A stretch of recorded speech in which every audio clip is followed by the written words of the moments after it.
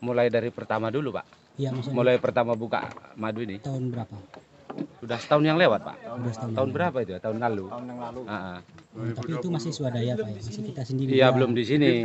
Belum. Di Sigintil, Pak. Oh.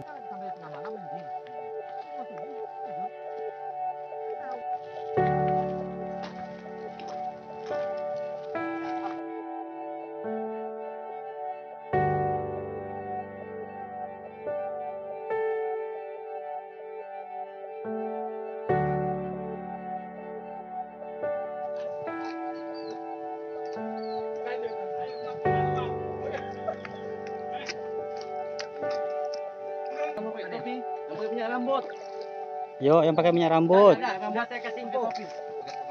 Kalau Nggak ada pakai yang pakai minyak minyak rambut berarti ini isi aja ya, cair aja. Udah, ini Pak. Hah?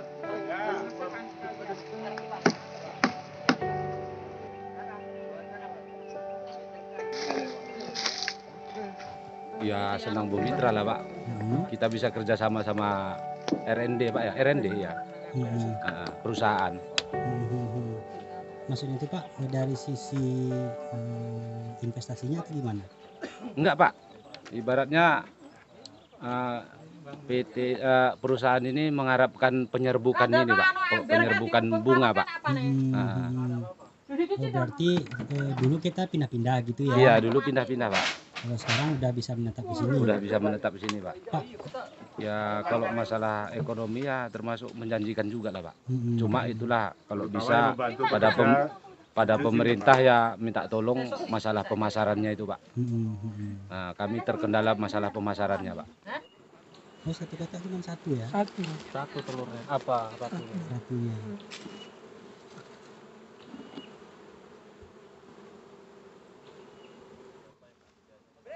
Perkenalkan, nama saya Ma'al Abrar. Saya selaku pendamping dari petani lebah. Jadi ada beberapa petani lebah saat ini yang saya awasi dan saya coba mengedukasi. Nah, awalnya lebah madu ini jenisnya adalah lebah madu Apis mellifera. Jadi kata orang lebah ternak. Boomingnya di Riau itu mulai tahun 2020, tepatnya pada bulan Agustus. Kalau saya sampai ke Manado, Pak. Sudah sampai ke Manado Ke ya Manado, penjualan Pak. kita ini. Ada itu kemanaan saya di sana kan minta kami pesan kemarin kan ya alhamdulillah dia pun maju juga di sana kan. Kita pekerja paling enggak 20, Pak. 20 orang ya? 20. Itu beda-beda? Beda-beda, Pak. Yang jaga, yang rawat? Yang jaga, kalau sama yang jaga sama yang rawat paling enggak ya 25 orang, Pak. Oh gitu. Mereka digaji per bulan atau per hari, Pak? Per bulan, Pak. Per bulan ya? Per bulan. Kalau perawatnya itu minimal per bulan 6 juta itu, Pak. Perawatan ya? Untuk perawatnya. Kalau yang jaga, Pak? Kalau yang jaga per harinya dia 150, Pak. Yang manen? Yang manen itu 150, ada yang 200, Pak. Itu setiap kali panen? Iya, setiap kali panen. Karena cuman sebulan 2 kali ya? Iya, sebulan 2 kali, Pak. Ya. Pada 4 bulan yang lalu terjadi produksi yang melimpah sehingga penyerapan pasar sedikit, sehingga setiap petani itu di rumahnya rata-rata menumpuk madu. Kilo? Per kilonya kami 80. Buat itu 80, Pak. 80, wow. Lumayan juga. Duitnya, Pak? Ya. Yang menjaganya lumayan juga. Iya, tapi ya modalnya betul, Pak. Pertama kan agak lumayan juga. Habis ini minum. Nanti baru diisi. Saya coba diskusi dengan petani, apa permasalahannya, pemasaran yang kurang optimal, regulasi yang belum, dan perannya masing-masing. Jadi petani berjalan sendiri, pemerintah berjalan sendiri. Sementara ini bisa menjadi harapan ekonomi baru. Kalau satu dirijen itu berapa kilo, Pak? Ini rata-rata 52 kotor, jadi 50 kilo bersih. 168 peti satu rit. Ini 11 kali berarti 550-an kilo lah. 550-an kilo ya? Ini 15 hari. Ya. Oh, sambil ngerawat? Sambil merawat. Iya, ngatur apa itu? Ngatur anak cawannya. Anaknya itu kan juga diatur. Oh gitu. Jadi kalau yang kurang anakan nanti bisa dipindah biar netas di sebelahnya. Jadi tawonnya supaya sama. Gimana bedainnya tuh Pak? Kan dia ada sisirnya itu ada Oke. calon telur tuh. Oh di situ. Yang ada nutup-nutup tadi kan ada calon anak tuh. Calon anaknya nanti kalau ditetaskan di peti sini juga bisa. Ya, Ditetaskan ya. sini juga bisa gitu. Berarti Tapi paling kalau tawonnya dipindah nggak mau. Tawon itu dipindah sini nggak mau. nggak mau dia ya. Tetap dia balik tempat semula karena Oh, rumahnya gitu. situ. Jadi masing-masing peti ini ada ratunya. Jadi dia tetap nginduk ke ratunya, nggak mau ke ratu yang lain. Berarti menjelang panen cuma itu aja kegiatannya Pak ya? Ya buangi sarang-sarang itu tadi dibuang supaya terarah madunya itu nektarnya ke sisir. Kalau ke sarang itu nanti nggak bisa diekstrak. Oh gitu. Jadi akhirnya diambil tadi kan. Iya iya. Akhirnya diperas, jadi akhirnya nanti kurang bagus hasilnya kalau diperas. Anggarnya aja orang Medan. Lu taruh jelibas, Rut. Iya. Itu Bang. Iki lho, Rut. Iki gile kae biar iki. Bapak gak enek kok. Walah, nggak sanggup. Saya katakan kalau hama ya yang merusak ini, contoh yang predator itu lebah besar itu tuh, tahun yang gede itu, nanti dimakannya tuh lebah tuh, dimakan dicabai-cabai itu. Nah, bayangkan kalau lebahnya banyak, ini manual. Karena emang kita belum secara SOP-nya lebah apis mellifera di Akra belum ada, Pak. Maka kemauan kita Pak Abrar ke masyarakat, Dr. Rizal dari segi regulasi dan pemerintahan, saya dari perusahaan termasuk peneliti juga. Nah, madu ini merupakan salah satu produk dari hewan yang harus dijaga kesehatan hewan. Nah, Peraturan Menteri Pertanian Nomor 11 Tahun 2020 mengatur secara jelas regulasi peredaran produknya, yaitu tentang nomor kontrol veteriner atau NKV.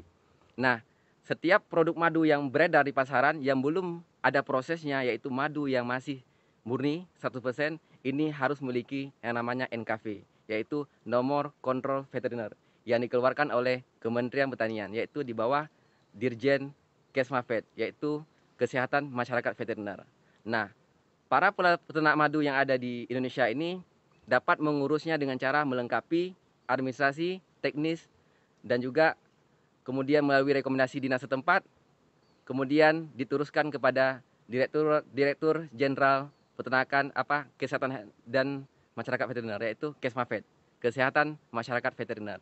Dan nantinya Kementerian Pertanian melalui Dirjen Kesmafet akan mengeluarkan NKV, yaitu nomor kontrol veteriner. Nah, NKV ini yang akan menjadi dasar legalitas produk madu, sehingga aman dikonsumsi oleh manusia. Dan kita membentuk kelompok tani, ada beberapa kelompok tani. Nah, kita coba masuk ke kebun benih. Nah, artinya hari ini masih trial. Trial itu baru 2 kali panen. Ini baru 2 kali panen dengan ini. Untuk peningkatan produksi dari 188 kotak kemarin yang ada di sini, ini 188 kotak. Panen pertama waktu sampai di sini sekitar 700-an. Panen kedua sudah meningkat menjadi 800. Berarti ada 800 kilo. Nah, 800 kilo dari 188 kotak. Nah, kita berharap panen ketiga ini ada peningkatan. Nah, dalam Kesmafet atau Kesehatan Masyarakat Veteriner itu dikenal dengan istilah ASUH.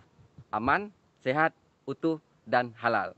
Daging, susu, telur, dan madu itu yang merupakan produk dari hewan harus memiliki NKV sehingga aman dikonsumsi manusia. Nah, NKV ini sendiri juga sebagai syarat untuk produk madu itu bisa diekspor ke luar negeri. Oh, satu kotak cuma satu ya? Satu telurnya. Apa ratunya? Satunya.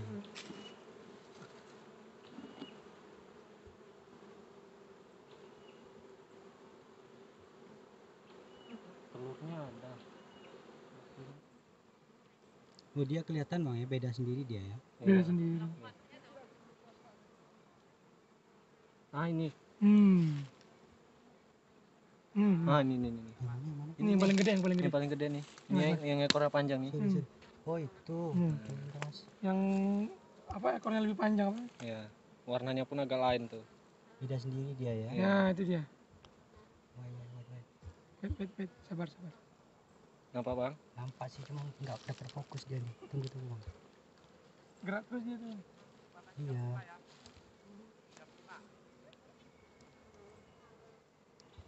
Itu dia ya yang jelas ya.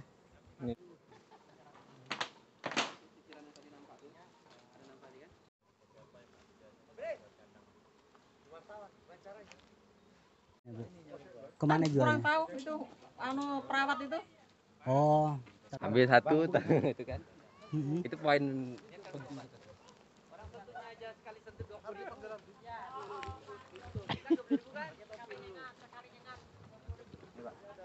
Tunggu, Pak.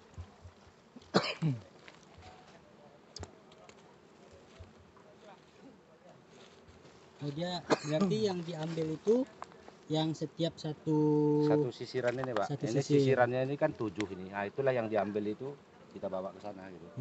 Kalau satu sisir itu panennya tiap hari Pak atau gimana? 2 minggu sekali Pak. Tergantung hari juga, kadang 3 minggu. Oh, berarti tunggu Pak, satu sisir itu per 2 minggu Per 2 minggu. panennya. Enggak, per 2 minggu ini seluruhnya Pak. Nanti diangkat semua itu 7. Oh gitu. Oh gitu. harga jual tentu akan lebih tinggi ketika kita ekspor. Dan ini tentunya akan meningkatkan kesejahteraan dari peternak. Itulah tugas kita hadir di sini melakukan KISI, quality control. Bagaimana dari mulai beternak, kemudian bagaimana menjaga kesehatan ternaknya, lingkungannya, kemudian bagaimana prosesnya sehingga madu itu dihasilkan, bagaimana peralatan yang digunakan itu bersih, tidak tercemar, bagaimana produk itu tidak tercemar bahan lain sehingga dia aman, tidak ada bakteri di situ, sehingga ketika dikemas produk ini, madu ini aman dikonsumsi manusia. Dan Cassia Carva itu akan menghasilkan nektar sampai di umur 3 tahun. Nah, dengan adanya kita tempatkan di kebun benih, tentu di saat panen pun Cassia Carva, petani tidak pindah karena masih ada nanti di sekeliling ini. Di saat sebelah kiri nanti panen, sebelah kanan bisa jadi penanaman. Gitu. Jadi petani tidak memikirkan untuk pindah-pindah. Kita masyarakat setempat ya. Iya, masyarakat Siak kita. Masyarakat tempatan. Mereka memang dari dulu ini ya. Jadi awal-awal baru-baru ini aja mereka ternak madu. Baru karena ada apa namanya? Mereka kan dapat informasinya dari mana? Nanti kan bisa langsung ditanya sama Iya. Secara umum dari Artinya luar. baru-baru ini aja ininya ya. Karena yang dari Jawa juga ke sini ngirim. Yang dari Jawa kan dari Jawa itu di induk gula namanya, dikasih gula untuk peternakannya. Kalau enggak dia terpaksa nomaden, pindah-pindah di mana ada gua. Nah, kalau ini kita optimalkan, tentu bisa menjadi ikon baru. Jadi kalau ke Riau itu harus bawa madu Riau katanya kan gitu. Nah, disitulah peran saya bisa juga memfasilitasi selain mungkin kalau dari petaninya peningkatan produktivitas khusus madu. Tapi saya berharap juga bagaimana regulasi bisa mengedukasi dan juga bisa terus berkelanjutan.